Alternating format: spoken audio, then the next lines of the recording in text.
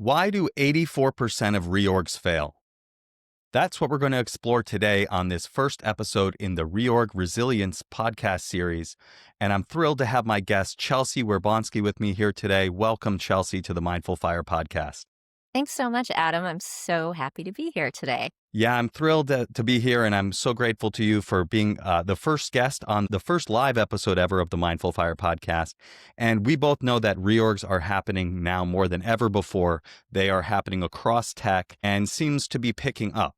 And so I thought it'd be really helpful to get you on the podcast and to explore this concept, because whether we like it or not, we're probably going to go through a reorg or lead a team through a reorg at some point. And part of the path to financial independence and building a life you love is building resilience to navigate these ups and downs. So really thrilled to be here to explore this from both the individual contributor side, but also the leadership side. And so thank you again for being here. Of course, it's my pleasure. I'm really excited to talk to everyone today and to have this conversation with you. Yeah. And I'd love to welcome the people who are tuning into the live stream and all of the people who are joining us here in the studio. So Chealsea, let's start at the top. Why is it so important to build resilience in the face of reorgs? Like, why are these things happening so often, and what can we do to prepare? Well, I think the reason they're happening so often is really because it's been a time of contraction for a lot of companies. And, at first, it was the post-COVID contraction where companies were cutting back expenses because they kind of over-committed themselves financially right after or during COVID. And now with AI, so many companies are spending money on machine resources and whatnot. And, spending is just kind of at an all-time high. So I think the reason we're seeing reorgs is because projects are getting cut, things are getting reprioritized, people are getting moved around. So there's just a lot, roles are getting eliminated.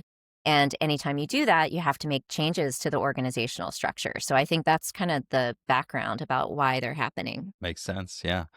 And so you've seen it from both sides of the table, so to speak. You've been a leader leading teams through reorgs as a group product manager at Google and other places. And you've also been through many reorgs as an individual contributor. Like, what are the things that you've seen go wrong when these reorgs happen? Yeah, I think the biggest thing on the leadership side is the time it takes to land them and the hesitation. Like reorgs can be a little bit chaotic. A lot of people don't really have a clear picture of what the reorg actually means. So it takes a minute to kind of figure out, what people's new roles are, who's going to be doing what. Sometimes you have duplicative roles or duplicative teams coming together, and then you sort of have to figure out, who's going to be doing this job now? We have 2 or 3 people doing the same job. So on the leadership side, I think it's really comes down to sort of hesitating and trying to figure things out. But then on the individual contributor side, reorgs are destabilizing. So questions come up about what is this team? What's the identity? What's my role on it? Maybe I was a superstar on the old team. Am I still going to be considered a high performer? Is my new manager going to understand what I do? So I think there's just a lot of questions that create some destabilization on the IC side. So let's start at the leadership side. I've been through 11 reorgs in the last 10 years at Google. My last 10 years at Google, it seemed like it was happening every 6 to 12 months. And, I've seen the good and the bad and the ugly on that. So I think for me, what I've noticed is that there's just a kind of destruction of trust and psychological safety, right? Google did that study that shows that the best teams are the ones where people feel safe to take risks, speak up, and kind of put themselves out there. After a reorg, especially after a layoff, I've seen that just go quiet, right? Your best, most creative people just kind of put their head down. They don't want to, they don't want to be next, right? And so kind of what have you seen show up when a reorg happens within a team? And we can talk, we'll talk about what's going on there, and then we can dive into what the solutions are. Yeah. So I think to your point, there's an erosion of trust. Whether or not that's actually based in reality is, it's a subjective thing and every reorg is different. But I think anytime you're in a situation where there are a lot of unknowns, people get scared. because they don't know their new manager, they don't know their new teammates, they don't know what it means for their future. So yeah, there's a loss of trust there. And when you're a leader trying to manage your own sort of feelings and emotions around a reorg and your own sense of loss of trust alongside all of these people that you're managing is really challenging. And I think that's something that people often don't think about in the corporate world because we like to think that our emotions are sort of separate from work. But regardless of whether or not you're a person that processes your emotions externally, you're still experiencing them internally. Even if you try to push them out of your mind, it's still happening. And it's only natural for people to maybe get triggered, especially fear. Fear gets triggered, and then they sort of behave in ways that are maybe counterproductive or not as effective. Like on the leadership side, for example, if you don't know sort of like how your new team fits into the broader organization, that can also create fear. And then you're kind of viewing this big change through that lens. And I think when you're operating from that state, it becomes a little bit more difficult to help create psychological safety with your team because you're experiencing a lack of psychological safety. So I don't know if you felt anything like that in these situations at Google, or if you can relate to that at all. But the thing that comes to mind for me with a loss of trust is fear getting triggered, and then of course anxiety and all of the things that go with that. Yeah, absolutely. I think it's a good point. Like having been through it as an IC, right? Like I'm so consumed in trying to navigate it and find my way and figure out what my job is and who my teammates are and where we're going. But to be honest, like that's happening to my manager as well, and probably their manager. Like a lot of times these decisions, especially layoff decisions, are happening so far up the chain that it affects everyone all the way down, and everyone's feeling that same fear. And so it's really important that we kind of acknowledge that, feel what we're actually feeling, and start to move forward and rebuild that trust and that confidence. And I have thoughts on how that psychological safety, how that trust is rebuilt. But what have you seen work, that either you have done as a leader or that great leaders that you've worked for have done to make that happen? Well, I think, before I go too specific on the solution, I just want to touch on one thing that you said because I think it's super interesting. I think we often forget that when we're in a corporation or a company, regardless of whether it's big or small, because there's a hierarchy there, we assume that the people above us have sort of like that they're not feeling things. We think they're immune to these experiences. And you make a good point because the people, it doesn't matter like how senior you are. Everyone is having their own human experience. So I think one of the things you can do, regardless of where you are in that hierarchy, is just remember, like, whatever you're feeling, other people are feeling their version of it. So in terms of like things you can do as a manager to recreate that sense of psychological safety, I think the first thing is in situations where it's like two teams coming together, or maybe you had an existing team and like a new team is coming in, is to really try to make those new people feel welcome and to try to get to know them and to reassure them that you want to get to know their work, you want to understand the kind of value that they bring to the table, not in a way that makes them feel like you're evaluating them because you want to ultimately lay them off or cut their role, but because you want to understand them and you want to support them. So I think any type of reassurance that you can give as a leader is important. And then also one of the things that I think is important to be aware of is like, what are the sort of cultural differences on the team? So like, does one team have a totally different way of working from the one that's coming in? And if so, how are you going to reconcile those two things? That's another thing that I think comes up that can be problematic. And then the other thing is if there's overlap in people's roles, really taking a proactive effort in helping them to figure out like what is their new place on this new team. Because I will tell you, one of the worst, this isn't quite a reorg, it was an acquisition, but one of, I would say the worst experiences I've been through is when Google bought DoubleClick. And it was basically like two teams of product managers coming together, and there was like two of everybody. And the manager at the time, the attitude was like, well, you guys will just figure it out. And I think as a manager and a leader, one of your responsibilities is to figure that out. Like, you can't leave it up to the people on the team to figure it out. It's your job to figure out what the organizational structure will look like.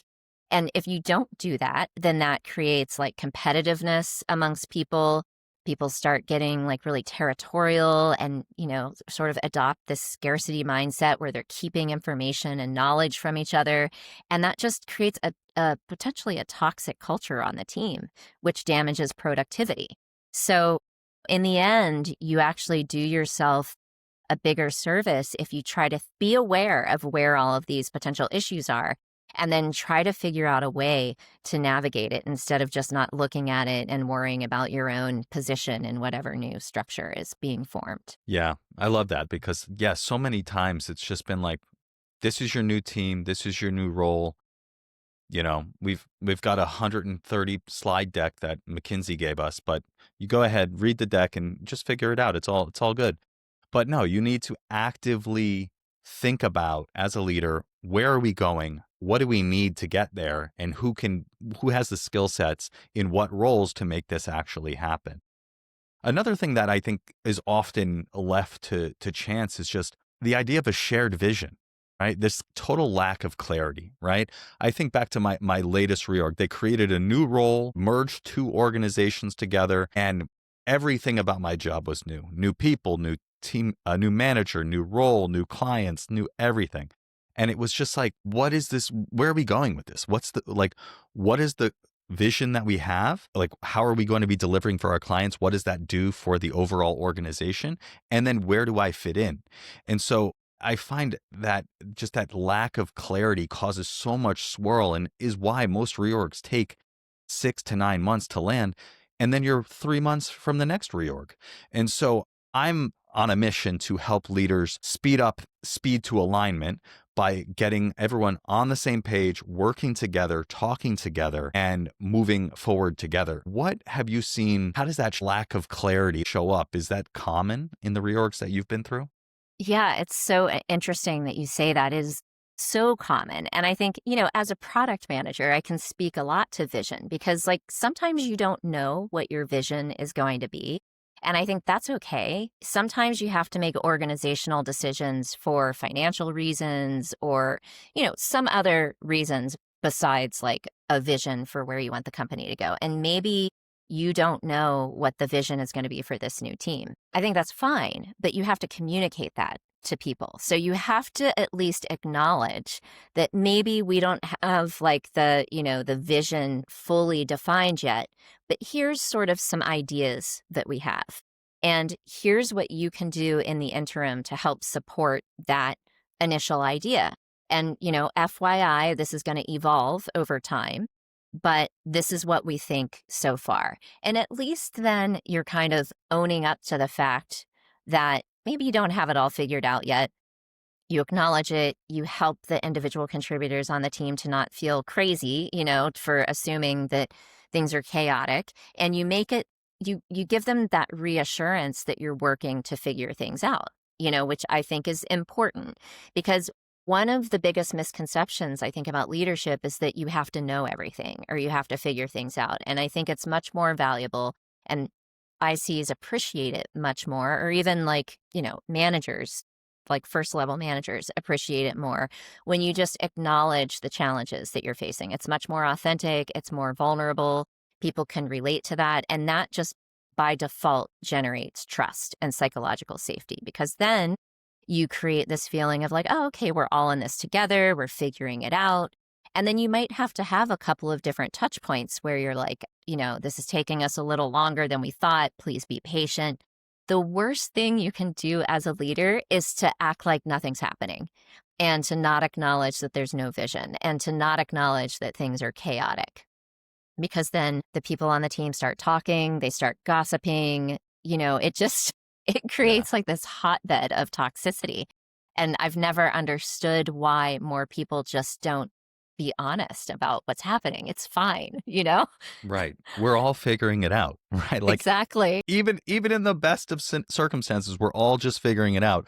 And so acknowledging that and just showing that you are a human being figuring it out. This was a change for you as well as a leader, and just acknowledging that and being real about it. Yeah, absolutely.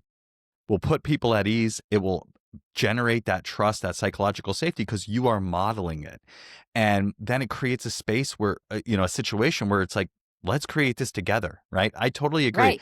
A lot of times these changes are happening for economic reasons, cost saving, whatever they might be. But that doesn't change the fact that, we have a new team and we have to work together and we have to go somewhere together. If you haven't set out that vision, and even if you have, I find it really, really valuable to get the people in the room, get them talking to each other, and get them collaborating from the get-go, right? Yeah, for sure. Yeah. And, I lead this workshop, as you know, because we met in my workshop, the Ask What's Possible workshop. I've been leading it for teams at Google, outside of Google, that are in this situation. They just went through a reorg. They have a new team. They need to get everyone together, get them on the same page, and get them productive as soon as possible. And so my approach is get them talking to each other from the very beginning. And in the session that we did together, it was exactly that. Bunch of teams from all over the world coming together for the first time. Some of them knew each other, some of them didn't. We got them talking to each other. We got them dreaming big about what do I want for my life, right? This is something that we can talk about a little bit more on the IC side. Having a clear vision for your life is a game changer. And most people never make the time to actually ask these big questions of themselves. And so that's where we start. That brings the energy up. Then we transition to what, in that situation, what does the industry look like? Where is this industry going? We were talking to the search team. What is search going to look like 3 years from now? And how do we as a team want to work together to meet that moment and to make that vision a reality? And then finally, creating alignment. There's alignment within the team, right? Everyone knows what their role is, how they're contributing to the vision. But then how does that help me get towards what I want to do, towards my vision? And so we finished the workshop usually with, how do I want to contribute to this big team vision? And how does that help me move towards my vision? That way I'm personally invested. And I think that's the step that most people skip, if they even get the team alignment piece done and have the clarity. But I think there's so many benefits to bringing the team in to the process, because they feel ownership and they feel like they are actually part of it. They're making it happen. It's not happening to them. Right. Right. Yeah. And in fact, when you first mentioned coming together, I immediately thought of your workshop, because in that particular case, we were a few different teams coming together, and we were very geographically distributed. So there wouldn't have been a chance really for me to meet any of those people in person. And that is the first great thing about it, is that I feel like anytime you meet somebody in person, you just form a connection with them. And so then you're more likely to want to support each other, because you have sort of like a friendly, like a work friend bond, Mm-hmm. It's harder to do that over like remotely and doing video conferencing. But your workshop in particular, I think, encouraged a level of authenticity and vulnerability that help people to really connect with each other and talk to each other. And then also you bring in the vision part of that. It felt collaborative. I really do feel like it set us on a really, powerful trajectory, because I feel really close to that team now. And many of them live in Tel Aviv. Some of them live in Tokyo. So it's, like I said, in New York, California, it's very distributed. And, there's, with time zones and stuff, there's just no chance that I would really get to develop that kind of relationship with those people. So I found it really powerful for that reason. And definitely agree with you 100% about the vision. I know we're going to talk about that more in the IC section, but yes, that's something that people don't take the time to do, because they spend their entire sort of like career life just going from milestone to milestone without really stopping to check in with themselves to make sure, like, is this really what I want? Well, absolutely. Yeah. Yeah. I know, just chasing that next promotion, just right. trying to survive the next layoff. We always think that if only this, then I'll be happy, right? Like if I just make it through this, then I'll have the space and time to think about what I actually want. And, the same thing's true of teams, right? If we don't actively create space to think about where we want to go as a team, and, one of the things I also encourage people to do is to set aside the limitations, the constraints, the ideas of what's realistic or rational, right? And think like, if I could do anything, what would I do? Right? What would we do? What would we build if we could do anything, if resources were no object? And obviously, that's not the world that we live in. There are constraints. But setting those constraints aside for a moment can open possibilities that you would never even otherwise consider. And usually, there's a way to get there, right? And if we just open our minds to those possibilities, we now can start to figure out, okay, cool. We have a room full of the best people at Google, the best and brightest at Google. We can figure out how to get there, right? But without having that space and creating that that container where people can ask those big questions of themselves and of the team, it's just not going to happen. So yeah, totally. I 100% agree with that. And I think what comes to mind when you're saying that is like the scarcity versus the abundance mindset, or some people call it the growth mindset, right? And it's pretty common, I feel like, in companies to have more of a scarcity mindset where you only notice like the difficulties and the impossibilities and the resource constraints and that's understandable, especially now.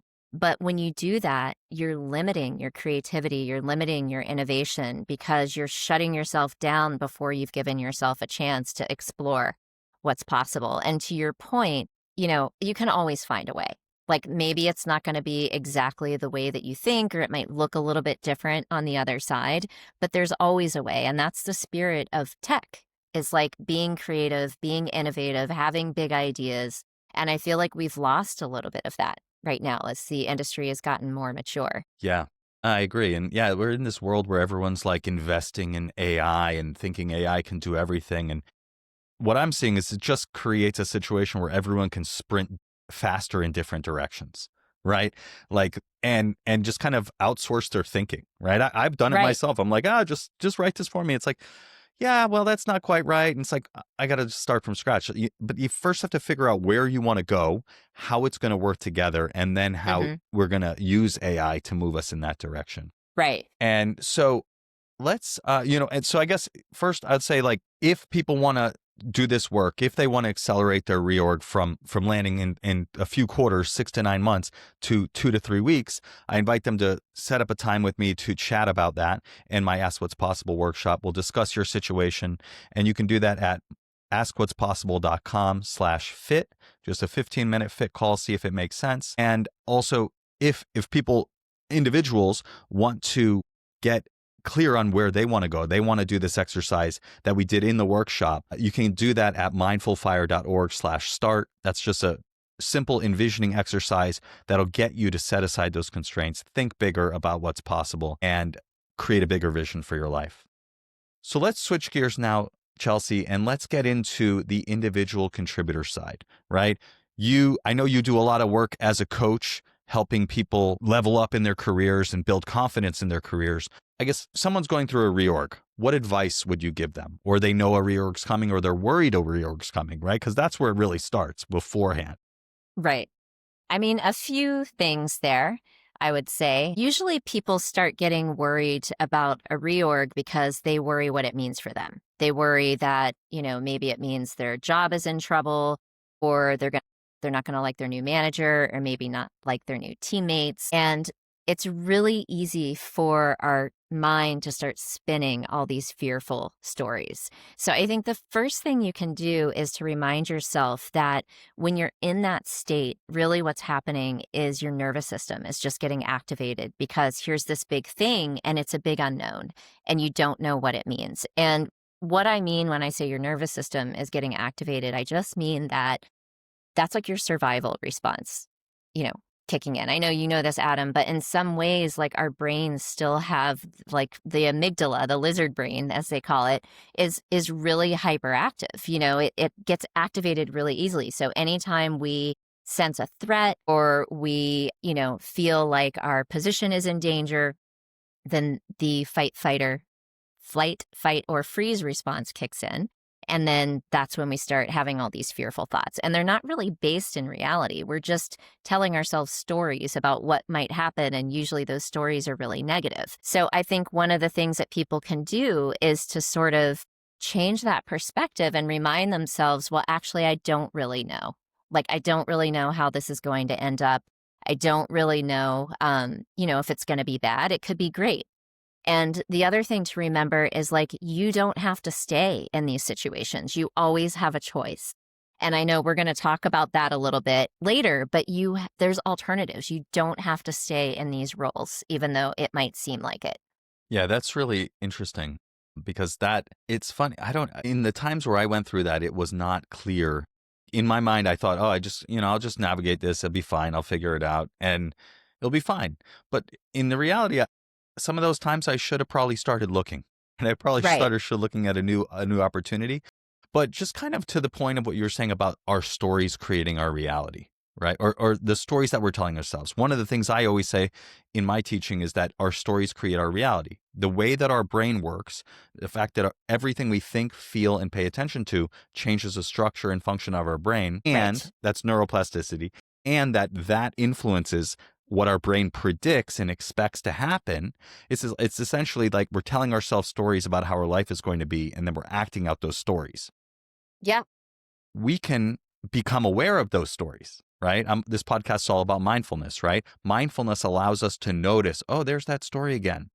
I keep telling myself this. And, the first few times you have, you're going through something difficult, you're going through a big change, like let yourself feel that. Let yourself tell that story of, oh, I'm afraid, or I don't know what's going to happen.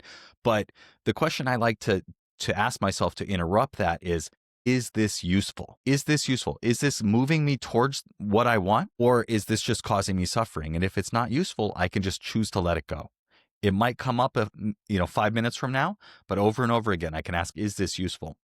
And I think that's really helpful in these scenarios, because whether we're expecting a reorg or a layoff or whatever it might be, we can't control that. And so it's not so useful to spend our time and energy and effort thinking about that or strategizing about situations that may never even happen. And we can kind of interrupt that and move forward.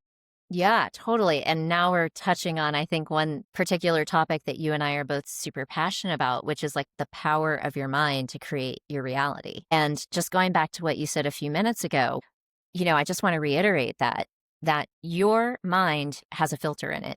It's called the reticular activating system, the RAS. And that filter is based on, as you said, the stories that you tell yourself. So if you're constantly telling yourself things like, this isn't going to work, or this reorg is going to be terrible for me, or I don't have a choice, or this is the only job I can do, then that's what you see. Whereas if you're open to possibility and you're open to new ideas and things working out differently, your mind is able to perceive more opportunity because you're bombarded with millions of bits of information like every second or something like that. And your mind just can't process it all. So it has to use that filter to filter out information that's not important. And the way that it decides what is important is by what you pay attention to and the stories that you tell yourself. When you do that, you're telling your brain what to prioritize. So if you want it to prioritize different experiences, the trick is to tell yourself a different story. And that is automatically how you change your life. And some people might think that sounds woo-woo, but it's not. It's neuroscience. It's the way your mind works. There's nothing woo-woo about it at all. Yeah, exactly. And that's why I focus so much on the neuroscience, right? Like I came up as a facilitator training Googlers and engineers and product managers, and they're not into the woo-woo, right? And so I Right. keep it very based on the science. And I find it much more practical, right? If you tell someone, oh, you got to raise your vibe to get what you want, like, how do I raise my vibe? That doesn't make any sense to me.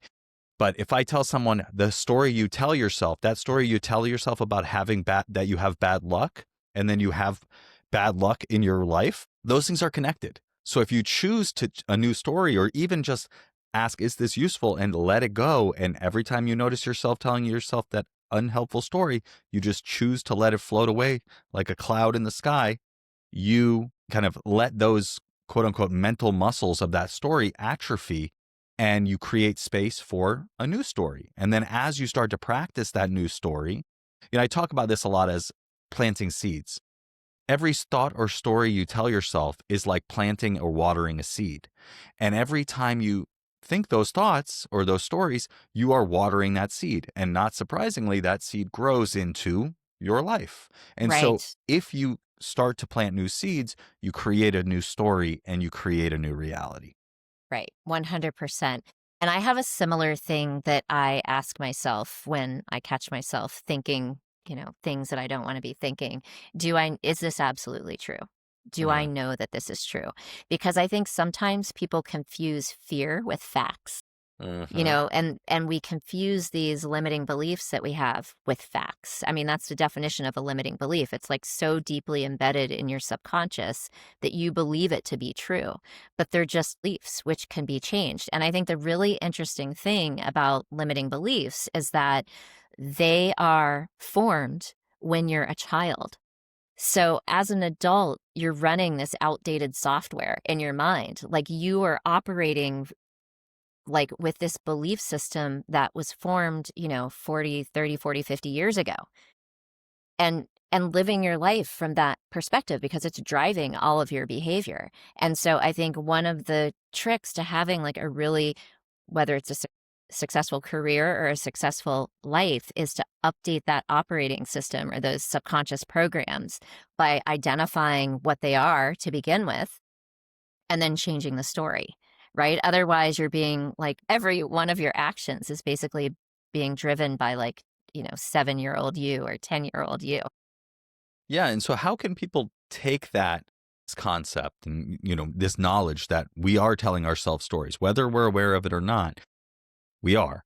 How can they use this information to set themselves up for success in the context of a reorg? Yeah. I mean, this is something that I help a lot of my coaching clients with. I mean, I think the first step in any of this stuff, and we kind of talked about it earlier, is to become aware of what you're telling yourself. Since many of these beliefs are subconscious, sometimes it's hard to do that. And so the way that I always advise people to figure out what those things are is to pay attention to how you feel. Because when you're in a situation and you get triggered, then that indicates that there's a fear response happening. And where there's a fear response, there's an underlying belief about what your interpretation is of the situation. So if it's about a reorg, if you're starting to feel like, I don't want to share this information with my new teammate because they might steal my job or somebody might think that they're better at the job than I am. That's and usually when you think that, there's a feeling that comes with it. It's like a feeling of tension or anxiety or like territorialism. Being aware of when those feelings come up, then you can be like, wait a minute, I don't know this person. Do I know that they're trying to sabotage me? No. And then kind of being more open to trying to support your new colleague and work together and create an environment of collaboration. And someone might say, well, I feel that person being that way too. That's why I'm being like that. But the thing that you have to keep in mind that I think is really important is sometimes we lose compassion for each other in these corporate environments. And we forget, like, if you're struggling and you're feeling them struggle, that means they're struggling also. So they're likely having a similar experience to you. And the quickest way to diffuse something like that is to create a collaborative environment and try to work with them and help them to feel safe and seen and heard. And then before you know it, that sort of like territorialism, and competitiveness just disappears because they don't view you as a threat anymore. And then you're helping each other, which is like way less stressful. It's a lot more fun. And it results in sort of like team performance being uplifted, and it ensures the success of a reorg, as opposed to everyone being all like, I'm going to compete with everybody and it's every person for themselves. That's just like a terrible environment and it's super Yeah. stressful. Yeah. It just feels better. I love that. I love that. I, wasn't thinking about that initially, but absolutely. Your body is sending you signals all the time, right? If your jaw is Right. clenched or you're feeling tight or, you're feeling exhausted, right? All of that is information and you can Right. kind of tune into that and start to decode it, right? And the more you practice, I say practice mindfulness of just, this is what I'm feeling. Okay. Why might I be Right. feeling that, right? It just takes self-compassion first to understand, what am I feeling? Why might I be feeling it? Another thing that's been really helpful for me in these like overwhelming moments is just journaling. Just take a pen and a paper and just write whatever comes to mind, right? Especially for me, when I have things swirling around my head and, just bouncing around, I need to get it out of my head onto paper, which first immediately makes me feel lighter. And then it helps with clarity, because now it's there. I can see it. I can work with it.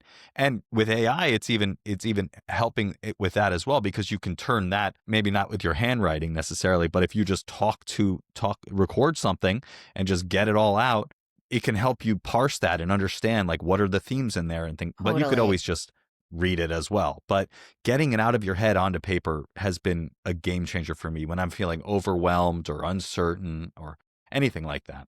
For sure. Me too. And I think I use AI for that all the time, ChatGPT, to kind of process what's going on and identify themes. And I think one of the really interesting things about journaling is, like, oftentimes you don't even realize what you're thinking, but then when you sit down, stuff just starts coming out of you. So I Hmm. think that's kind of like a really good bridge to reaching your subconscious. And then to your point, when you see it on paper, then you kind of have to admit to yourself, okay, now that I'm seeing this here, I realize that was sort of like, ambiently driving my behavior. Because a lot of the times, like, especially now, if you work in a big or small company, a startup, there's a lot of pressure to perform, and everybody's moving really fast and just constantly hitting deadlines and milestones. And, it's like a very intense environment. So you don't always take the time to check in with yourself and try to understand what exactly is going on. And it's easy to just push that stuff out of your mind. And then if you layer on top of that the fact that it's sort of like frowned on and socially unacceptable to be quote unquote emotional at work, the minute somebody starts feeling something, they like sweep it under the rug. They don't want to feel it. They don't want to deal with it. They just have to focus on work. And then I think that's why we get in these situations where then we're laying at bed at night ruminating over the day, and like we Hmm. can't fall asleep because our mind is swirling about a conversation we had or something somebody said to us. And all of that stuff is unprocessed emotion. And your nervous system is getting activated because it's feeling threatened, or you're feeling threatened. And so therefore your Yeah. nervous system reacts. But yeah, I'm having flashbacks. I'm having flashbacks to laying awake at night, waking, like going to bed first, last thing I think is about the situation. Waking up, it's about the situation. It's like, that's not healthy. And so there are steps that we can take. I mean, just sitting in meditation, For following your sure. breath. When your mind wanders away to that situation or anything else, just notice it with kindness, a kind, curious awareness, bring it back over and over again. And then the journaling, just get it out of your head, write whatever you need to write, right? No one needs to read it, right? You can literally, I've done this. I've literally ripped it up and thrown it out immediately afterwards, but I felt better. I felt lighter and more clear after that, because Yeah, we just build up, and that fear response is very real, and we are wired for that, right? Like, for there's a sure. negativity bias. Yeah, and also it's just survival. It's like Hmm. human, it's our Yeah, animal instinct coming out. That's all that is. absolutely. And one of the things that I try to teach my clients is, like, just to remember that is just a nervous system response. It's like if you put your hand on a hot stove, it would feel painful. Hmm. But you know what that is. Like, with your nervous system, sometimes it's confusing because we're so merged with our feelings, and we don't create enough space to know, like, okay, I'm just getting activated right now. Like, I don't have to attach a story to this, and make it mean something bigger than it is. It's just my body is just responding, and it's like an autonomic response. We can't help it. And I think another thing that gets kind of dangerous is that not only do you have that fear, but then sometimes if you're like for me, I was a woman in tech trying to step into leadership. When I would feel those feelings, part of me would be like, real leaders don't feel like that. Or if you were a leader, you wouldn't feel that way. Or you're bad at your job, you can't do this. And so then that starts like a shame spiral on top of it, where you're Oh, not yeah. only feeling afraid, but then you're beating yourself up for how you're feeling. And so now you're processing two different intense and negative feelings. Yeah. Yeah, it's kind of all goes back to what you were saying around like we are so merged with our feelings and these stories that we've practiced for decades that we feel like it's true. And we need to create some distance, like getting it on a paper or telling it to a friend. Like the way we talk to ourselves in our head, we would never talk to even our worst Yeah. enemy Right. sometimes, you know? So it's like you need to create some space. You need to get some objectivity to these stories and realize like you can choose a new story. And so I'm curious, Chealsea, we talked earlier about vision, but is there anything that you do with your clients to help them think bigger about their life and create that vision for their life? I I would love to hear your thoughts. I'm happy to share kind of how having a clear vision helped me, but really curious on the work you do with your clients. Yeah, I mean, it's so interesting because I think I work with a lot of women in tech and people in demanding jobs, and so they're very analytical. And the one thing that I try to tell them when they create a vision is like, don't worry about logistics. Don't worry about the how. Mhm. Because what I find is when people start trying to do visioning exercises, they're like writing down their vision and then they're like, oh, but that can't be my vision Right. because I would have to do X, Y, and Z, or this would happen, be able to do this. And then they get caught up in the logistics of it and don't actually get to the visioning part. So one of the things I try to teach them is to relax, meditate beforehand, and clear space in their mind and focus on an image and also how they want to feel. So, not like, what am I going to do? Or like, what's my specific role? Or what are the specific steps I need to get there? But how do you see your life? And when it comes to the feelings, it's things like, well, I want more freedom. I want to feel a sense of abundance. I want to feel intellectually stimulated or fulfilled. Those were all things that were really important to me.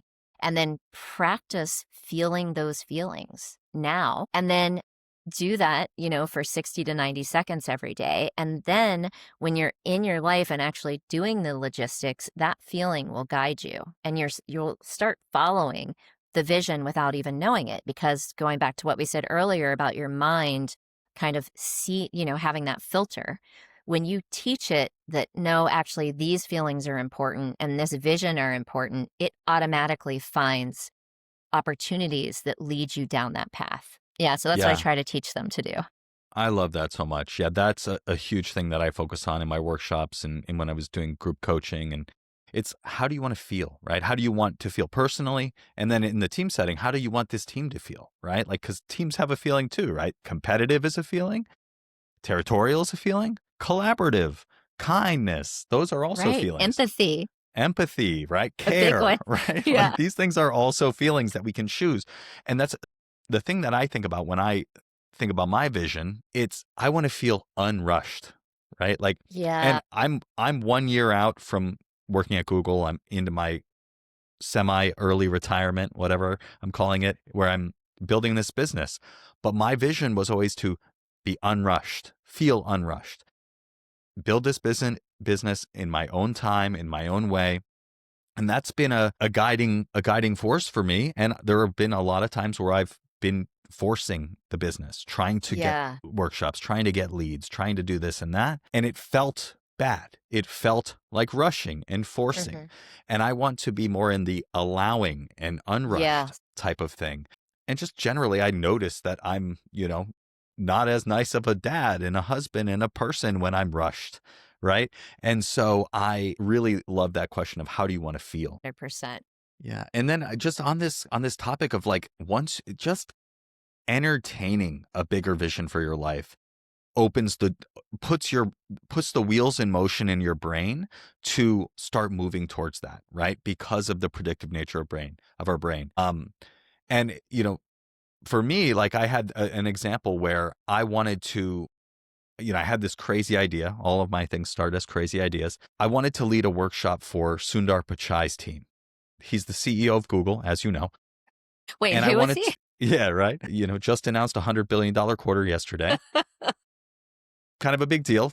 obviously have no connections to him. And I wanted to do this, but I had no idea about how. Right? I love what you said about don't worry about the how. Not important at this point in time. When you're doing visioning, when you're getting clear on what you want, don't worry about the how. It doesn't even matter. I thought that, and I was like, that would be awesome, right?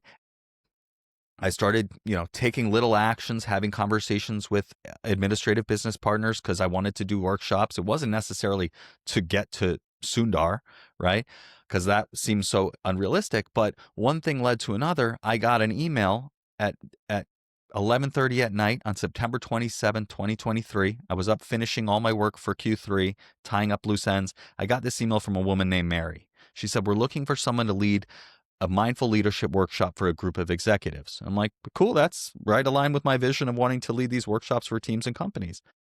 Had a conversation with her the next day. She's like, would you be okay with if it was about 100 SVPs and VPs at Sundar's leadership conference? I was like, perfect. Like that's exactly what I wanted. And so another thing you said is, first, don't worry about the how. Obviously could not make a plan to get there. The second thing is, be open to how it happens, when it happens, and expect it to look different, right? Did I do the workshop for Sundar? No. But did I do it for a group of VPs and SVPs at his leadership conference? Absolutely, right? And so some people might consider that a loss. I consider that a huge win. It has set my entire business forward because I have that credibility, and that would have never happened if I hadn't opened my mind to like, what do I really want? What would be awesome? Right. Right. Or if you would have told yourself, that's impossible, I could never do that, I better down level my thinking to something more realistic. I think that's what people do also that gets them in trouble with visioning, and why some people think it sounds corny or it doesn't work, because they automatically assume they can't do it. And they start telling themselves all the reasons why it won't work out. Well, guess what? If you tell yourself it's not going to work out, it won't work out. Your story creates your reality. Exactly. That's what I tell my kids all the time, Yeah. So I love that. That is so important. And I'm glad we covered that. And let's talk. I know you had something you wanted to chat about, someone who's early in their career and their reorg comes their way and they might be really shaken by it. Right. I'll hand it over to you, kind of talk about how you would advise somebody early in career or otherwise. I mean, we all suffer with these same things, but let's use that example. Yeah, for sure. So I think one thing that we lose sight of when we're working is we forget that we are autonomous human beings with our own life, and we get to say like what's okay with us and what's not okay with us. And a lot of the times we have these stories about, I have to log in when I get home or I'll get fired, or I have to do this, or, people are going to think I'm not committed. But usually no one notices. And the other thing is that in order to survive something as destabilizing as a reorg, you really have to set boundaries. So important, especially now because things are so crazy. And so I actually have this really great worksheet that I call Boundary Setting for Burnout Guide, which helps people learn how to set boundaries so that they don't get burned out. Because I think one of the common misconceptions about burnout is that people assume it's related to the amount of work that you're doing.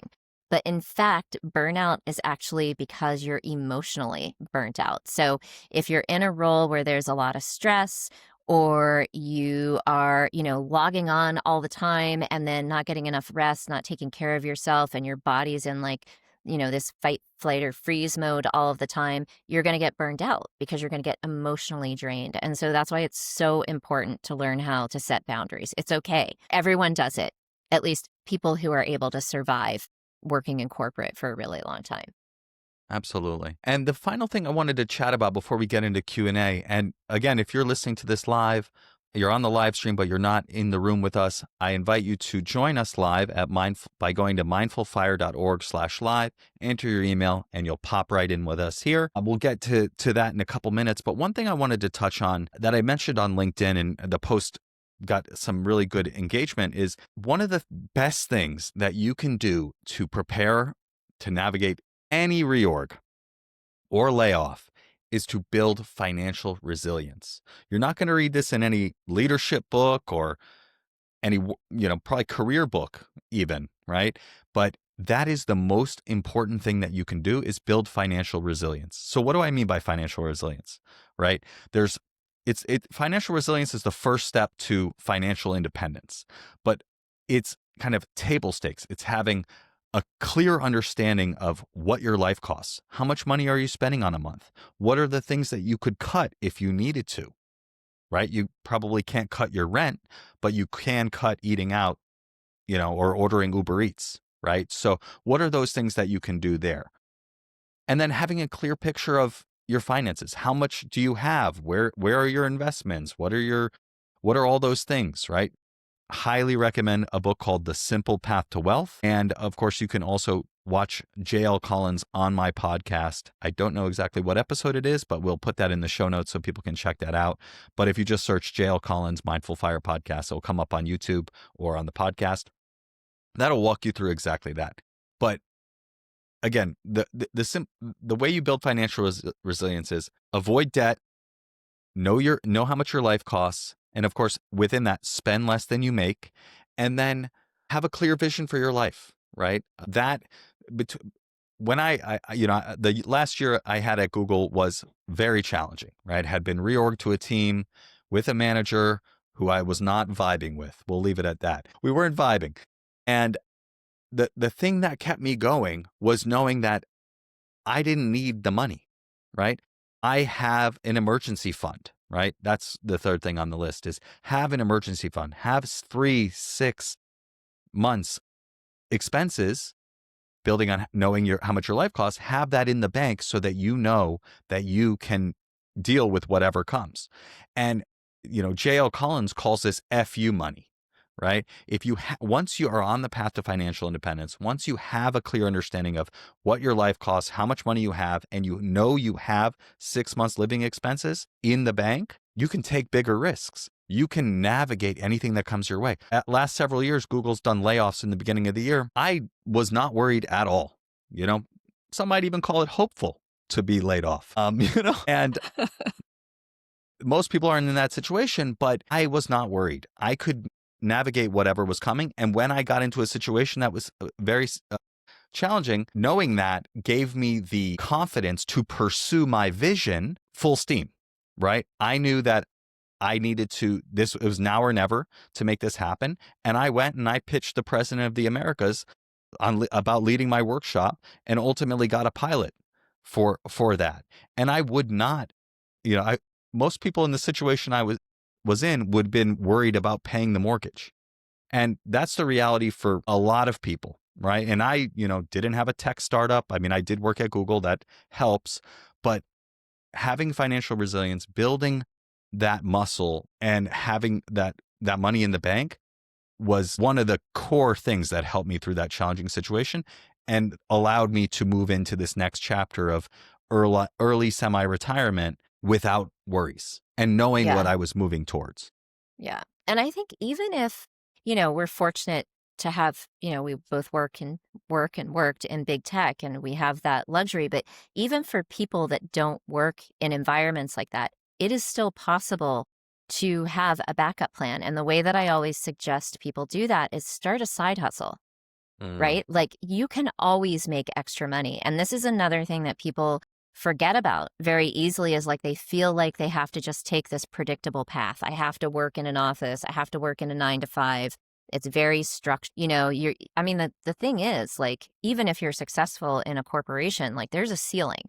Very few people are able to get to the level where they're making like millions of dollars a year unless you're working on Wall Street as like a managing director or something. So it's always possible to make more money. It just might not look like what you think it'll look like. Again, it just goes back to the idea of being open to possibility. Open up your mind and think that way, and then you'll see opportunities around you everywhere that maybe aren't like what you thought your life might look like or your career might look like, but you can literally design your career in any way that you want. And I think more and more people are starting to do that now because the job market's so unpredictable and there aren't as many jobs as there were before. Yeah, there certainly aren't. And they're certainly not as secure as they once were, right? Google, we 100%. before January 2023, we thought this is the safest place to be, right? Right. I was like, I'm retiring here. That's right. And then, and then 12,000 people were laid off in the middle of the night, right? So that's going to happen. Yesterday was 14,000 at Amazon, right? Right. So like I love what you said about having a side hustle, and that can be related to your core job, or that skill set, right? Could be consulting on product things if you're a product manager, or it could be completely different. You could drive for Uber Eats. You could drive Right. for Uber. You could babysit dogs. This guy Or this guy I start know a in my father's dropship group. company. Start a dropship company. Yeah. I know people who have done all of these things. A Right. guy I work with a friend of mine in my father's group turned his backyard into a dog park. Wow. and has dogs there all the time. That's He's like, amazing. my kid wants a dog. I don't want a dog. And he basically now has dogs there all the time and makes money doing it with Wow. minimal effort, right? So there's all sorts of ways. I've done consulting stuff. I've done obviously the podcast and coaching and all these things. And each time I've moved closer to getting clear on what I want my retirement to look like. And I've also made money that has accelerated my path to retirement. And so it's a win-win in finances. I want to invite you, Chealsea, to share with the audience, where can they connect with you? How can they find that resource you mentioned? Yeah. So the resource that I mentioned, you can find that in my link in bio and Instagram. My Instagram handle is Chealsea_W_.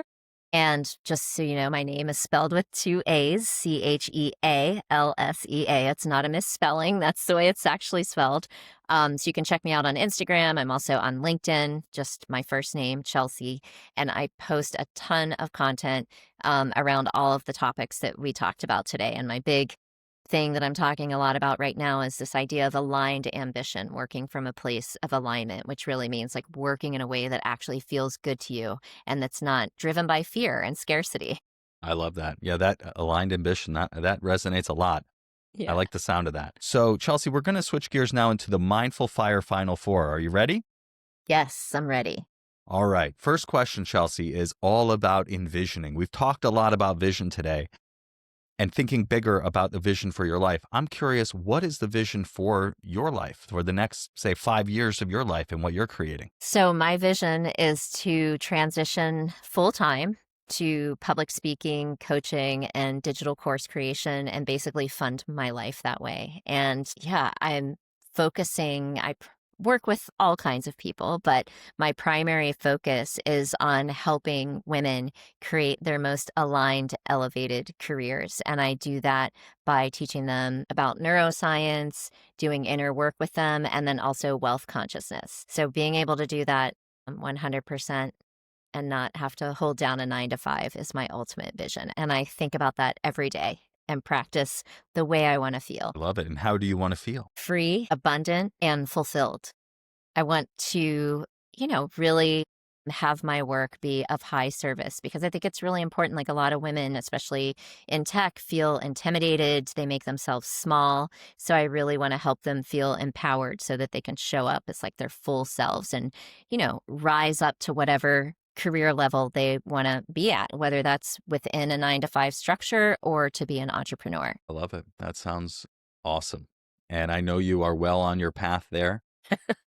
But I also know that you got the East River behind you and you have a beautiful apartment that I can't imagine is cheap. So you're building I have my work towards cut it. out for me. Yeah. You're building towards it. But you've been doing it for a while, and I'm sure that this has guided your actions for quite a while. So 100%.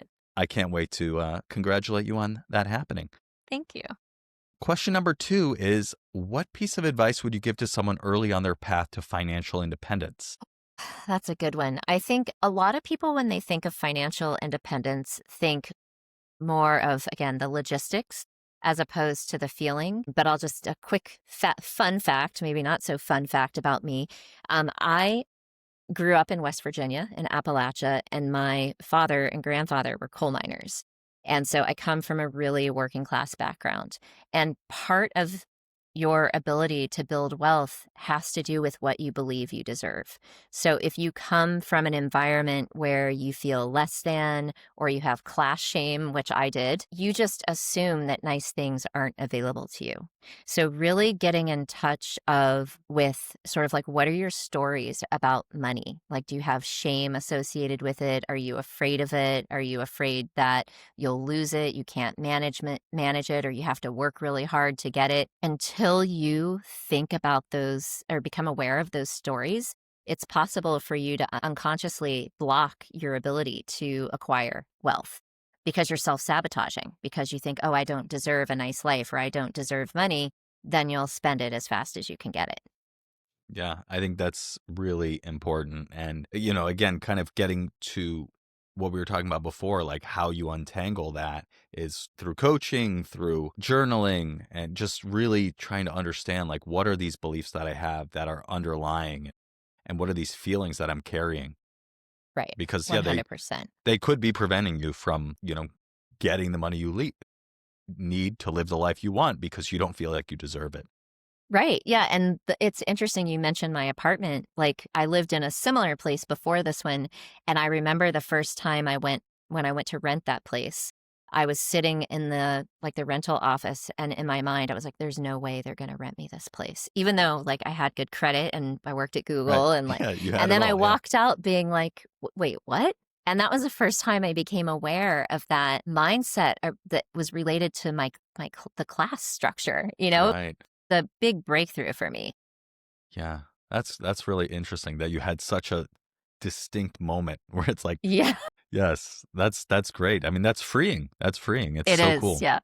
Yeah. All right. The third question is, what piece of advice would you give to someone getting started with meditation and or mindfulness? Well, the one thing I would say is that a lot of people, when they think about meditation, they think, oh, it's going to take a lot of time. I used to think that. And, meditation, I cannot like iterate enough how powerful it is when it comes to calming your nervous system and also organizing your mind and eliminating that spiral.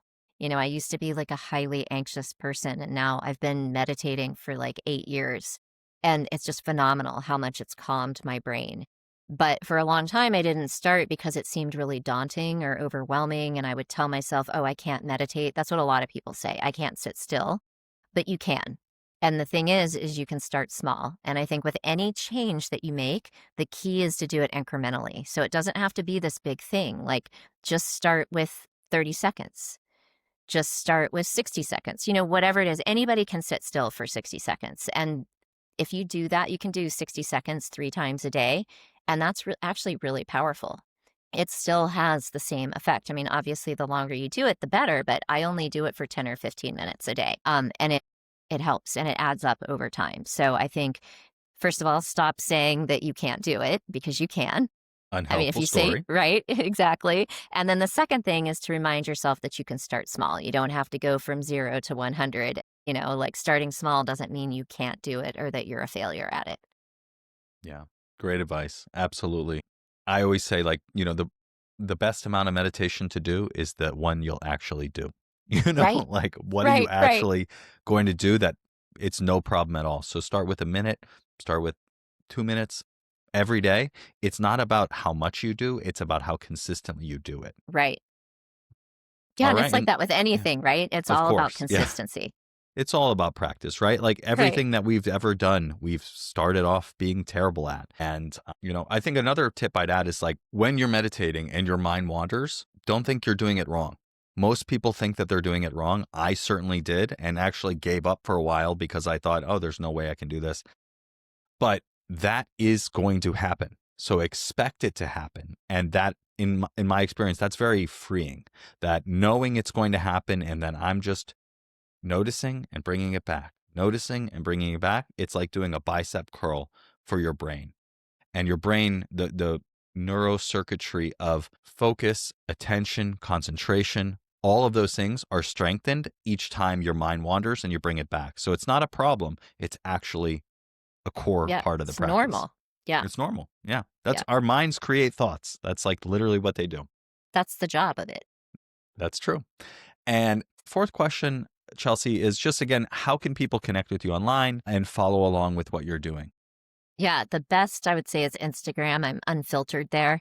LinkedIn, I kind of tone it down a little bit because there's a lot of colleagues on there. And I feel like the people that follow me on Instagram, if they're colleagues, they know what I'm doing. So Chealsea_W_. That's IG. And then if you do want to see me on LinkedIn, it's just my first name. Also, website, chelseaw.com. Join my mailing list. Yeah, I have lots of free workbooks on my LinkedIn bio and Instagram. And I also actually create digital courses. I have all sorts of courses for helping people level up in their career using this inner work and neuroscience and mindfulness approach as opposed to just burning themselves out without boundaries. Yeah, that's important stuff. And yeah, I know you put out a lot of great content. I love on both platforms. And well, thank you so much for being here. I really appreciate it. And yeah, for me, if people want to connect with me, you can follow me on LinkedIn, Adam Coelho, Coelho. If you're interested in landing your reorg in 2 to 3 weeks instead of 6 to 9 months, I invite you to connect with me for a no obligation fit call where we'll just chat about your situation. No sales pitch, just truly getting to know each other and seeing if my Ask What's Possible workshop can help your team rebuild psychological safety and align to a big shared vision so that you can get back to work and crush it in the next chapter of your team. Thank you so much, Chealsea, for being here. Thank you, everyone, for watching live. And those of you who joined us in the audience here in the room, really appreciate you being here and wish you all the best. Thanks so much, Adam. This was great. I had so much fun chatting with you. And thanks to everyone who joined.